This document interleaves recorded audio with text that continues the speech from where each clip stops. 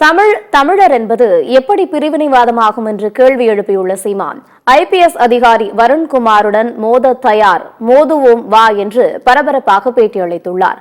சண்டிகரில் நடைபெற்ற ஐபிஎஸ் அதிகாரிகள் மாநாட்டில் பேசிய வருண்குமார், நாம் தமிழர் கட்சி பிரிவினைவாத இயக்கம் என்று பேசியுள்ளது சர்ச்சையாகியுள்ளது. இது தொடர்பாக கோவையில் செய்தியாளர்களிடம் பேசிய சீமான், எதன் அடிப்படையில் நாம் தமிழர் கட்சியை பிரிவினைவாத இயக்கம் என்று வருண்குமார் கூறுகிறார் என்று கேள்வி எழுப்பியுள்ளார்.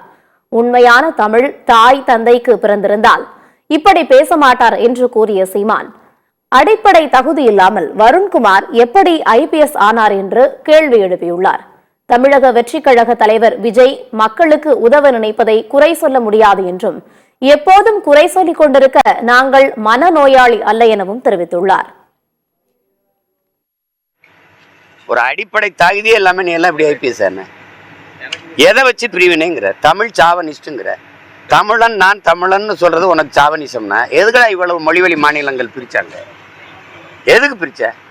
தெலுங்குக்கு ஒரு மாநிலம், கேரளாவுக்கு மலையாளிக்கு ஒரு மாநிலம், பீகாரிக்கு ஒரு மாநிலம், குஜராத்திக்கு ஒரு மாநிலம், எதுக்கு பிரிச்சாங்க? இது ஏன் நாடு, என் மொழி தமிழ், நான் தமிழ்னு பேசுற தமிழ் சாவனிசம்னா இந்தி படிங்கிறது இந்தி சாவனிசம் இல்லையா? சமஸ்கிருதம் படிங்கிறது சமஸ்கிருத சாவனிசம் இல்லையா?